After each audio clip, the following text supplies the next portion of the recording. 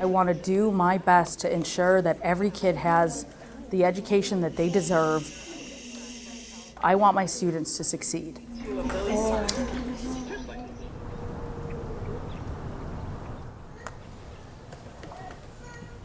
I'm right here. I'm not going anywhere. Yes, this is pretty typical.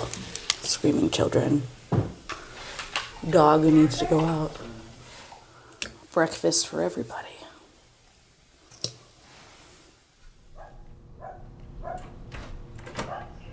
This is Rebecca Garelli. She teaches 6th grade science.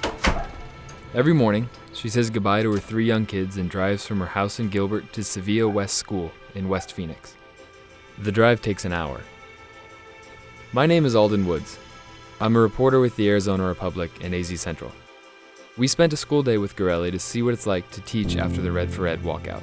I'm doing a small project with my kids today where they look up, different types of severe weather because we've been following Hurricane Florence quite a bit, and I'm excited for them to, dive into the facts behind a hurricane and different types of severe weather.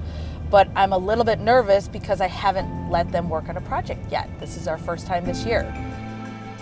Miss Garelli is a great teacher. Miss Garelli's patient, she's very concrete, she's very visual. She has a very nice balance of love and expectation for learning. This is Garelli's 2nd year in Arizona. But already, she's become one of the most visible teachers in the state, mostly because of the Red for Ed movement she helped spark. The movement led to a statewide teacher walkout that sent 50,000 educators and their supporters marching on the state capitol. It won incremental raises in teacher pay. So teaching is underestimated. A lot of people think it's passing out paper and saying to a student, this is your assignment, get started. It's not. Our students need a lot more guidance. They need a gradual release of responsibility to the learning, and they need somebody who understands them. Hi, welcome. All right, come on in, I missed you. Miss Garelli had that figured out, and she brought that experience with her to the classroom. So we never saw Miss Garelli struggle with being a teacher in Alhambra. Good to see you. What's up? One aspect of teaching that I wish could be improved upon is class size. I currently have 30, 32 kids in front of me, and I teach 6 different groups a day. And that means that I'm not able to really give the attention every student deserves to each individual child. All those things we talked about last week, you can totally use. Why don't I tell that to everybody? That's a really good point, thank you. Eyes on me in 3. It's really challenging within a 52-minute block to make sure that I'm building the relationship with each and every one of those individuals. Tomorrow we'll pick up where we left off. Put your notebooks in the baskets.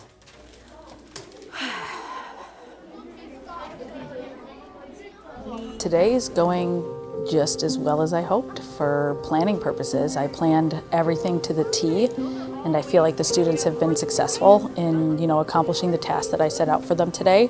They worked well in groups, so I feel like today's a normal day. Every student comes to class with their own story, which makes it challenging for them sometimes to meet the rigorous expectations of the learning standards that Arizona has put in place. The diverse backgrounds and the dual language, it just poses a challenge for not only the student but the teachers as well. In 3rd period, Garelli's responsibilities double. An English language learner block comes to her classroom. Before she can teach the class science, she has to get them to practice speaking English. The ELL was my number one, oh my gosh, I just moved to a new state and I have 0 training on ELL. I live in ¿Qué es la ciudad? ¿Qué hace tu papá? ¿A